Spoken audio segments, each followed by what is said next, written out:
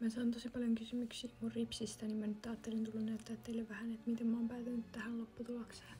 Eli mulla seerumina käytössä on siis tää Nanolassin ripsiseerumi. Tässä näkyy tää mun lähtötilanne, tuolta voi nähdä, että tuolta puuttuu niinku ripsiä kokonaan ja siellä oli tosi ohuit kohtia ja ne vaan niinku lähti.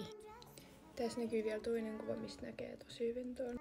Mulla siis oli ongelmana se, että mun ripset ei joihinkin kohtiin vaan kasvanut enää takas.